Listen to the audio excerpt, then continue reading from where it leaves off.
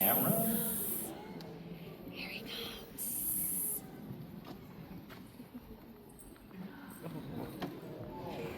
He's so cute. He's so adorable.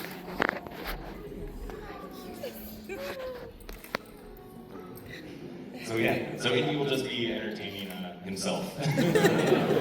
So on anyone's phone, there's so many pictures of their dog, but you have such a cinematic dog. And one of the great things about this film is just the lighting through everything, telling the story through the lighting. How often did you take Indy and just pop him up, get in spots, and just mess with the lighting? So with Indy, very little, and part of the reason for that is that Indy can only work a very few number of hours a day, and that's largely due to his attention span, and we wanted to use those hours to actually shoot. So we had a doll version of Indy commissioned called Fake Indy, or Findy. Findy was both his stand-in for all the lighting setups, and then did some of the more extreme stunts you see. So there's an uncanny doll we have of Indy that was useful for both before we shot and then also, for a few specific shots themselves. I can relate. I can only work for a few hours a day too, due to my attention span. Some of the there's some incredible shots. One of the shots I remember from this year is the shot of Indy in that house looking out and the lights coming off.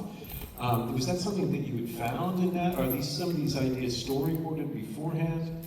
Yeah, so I storyboarded the whole film ahead of time, very loosely. This is not a film where I could have drawn with high precision what I was exactly looking to do. Indy appears to be a very good boy, and he certainly is, but again, does not know he's in a movie, cannot hit marks.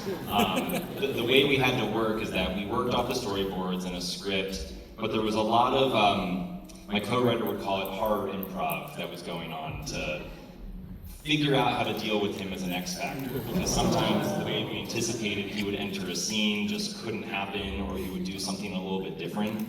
So there was certainly a lot of planning, but we also had to be really flexible and embrace whatever Indy could give us. What was the most complicated